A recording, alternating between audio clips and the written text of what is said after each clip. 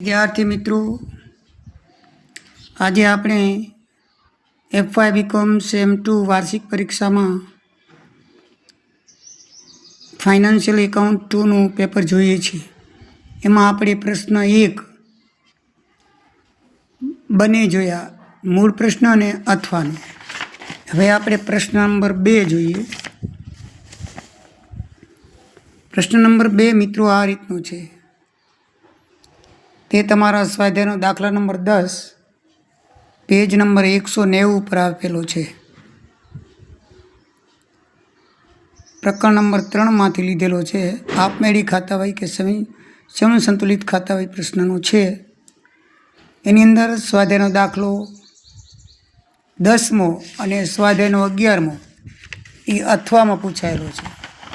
આ દાખલા નંબર 11 છે એ સ્વાધ્યાયનો 2 દાખલા પૂછાણા છે. એ આખો 10 માર્કનો પૂછાણો છે, જ્યારે આમાં 5 માર્કનો એક જ ખાતું આપેલું છે, એમાં 2 ખાતા આપેલા છે અને 5 માર્કની થિયરી છે. ક્વેશ્ચન નંબર 1માં લખ્યું છે કે આપમેળી ખાતાવહી કે સમસંતુલિત ખાતાવહી શું છે, તેના ફાયદા જણાવો. તો મિત્રો પાના નંબર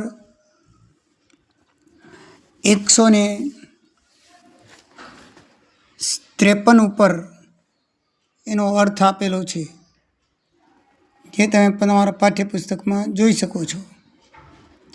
અને એના પ્રકાર પણ આપેલા છે. આમ તો નાની વેપારી પેઢીમાં વ્યવહાર ઓછા હોવાથી એક જ ખાતામાં બધા ખાતા ખોલવામાં આવે તો વર્ષના અંતે કાચું સર્યું ન મળે તો ખાતાવહી તપાસીને ભૂલ શોધી કઢાય. પણ મોટી વેપારી પેઢી હોય અને ઘણા બધા ખાતા ખોલવા પડે અને કાચું સર્યું ન મળે તો પછી ઘણા બધા ખાતા જોવા પડે. એમાં ઘણો સમય અને ઘણી બધી શક્તિ વેડફાય અને હિસાબો તૈયાર કરવામાં વિલંબ થાય. તો કાચા સર્વેની ભૂલ ઝડપથી શોધી કાઢવા માટે જે ખાતાવહીઓ બનાવવામાં આવે છે એને આપમેળી કે સંચાલિત ખાતાવહી કહેવામાં આવે છે. એના મિત્રો 3 પ્રકાર છે. 1 દેવાદારોની ખાતાવહી, ગ્રાહકોની ખાતાવહી કે વેચાણની ખાતાવહી. નંબર 2 લેણદારોની ખાતાવહી, વેપારીઓની ખાતાવહી કે ખરીદ ખાતાવહી. નંબર 3 સામાન્ય ખાતાવહી અને ખાનગી ખાતાવહી. તો આ પ્રકારે એના પ્રકાર આપવામાં આવ્યા છે.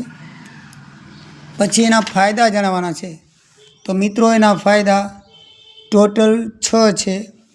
તે આપમેળીના તમને આપેલા છે. જો 3 ફાયદા આ રીતના છે, લખેલા છે, અને બીજા 3 ફાયદા તમને આ રીતે લખેલા છે.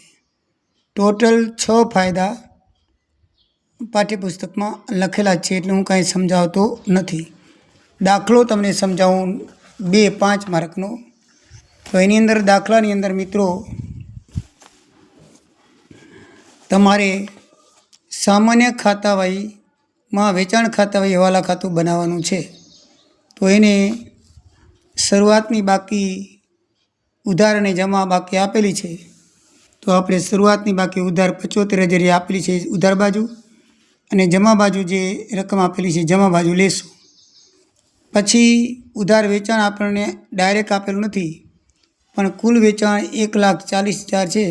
એમાંથી આ રોકડ વેચાણ જે છે 30,000 બાદ કરો એટલે આપણને ઉધાર વેચાણ મળી રહે. પછી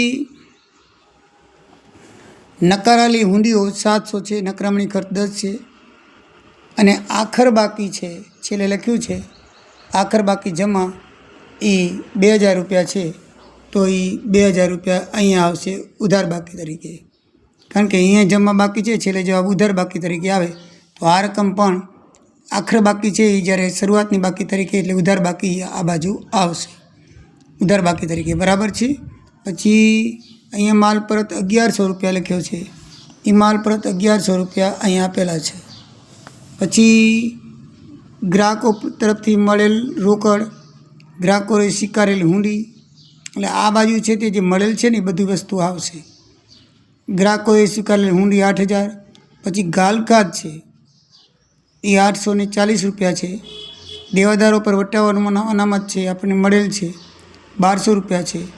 અને આ બાકી આગળ લઈ ગયા તૂટતી 78,570 આવશે.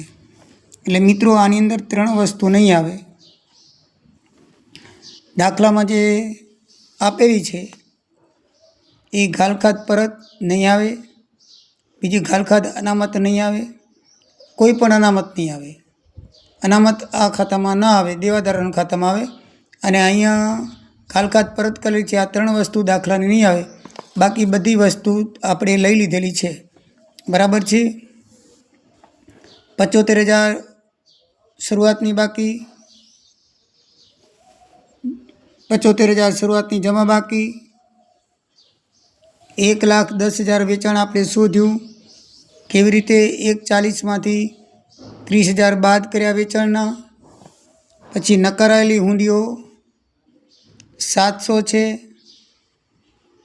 જે દાખલામાં આપેલી છે. નકારેલી હુંડીઓ 700 જે આપણે લીધી આ છે.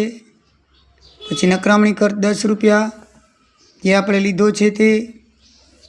પછી વટાવાનો મત નહીં આવે, 30,000 આવી ગયો. 2,000 પણ આપણે લખી નાખ્યા.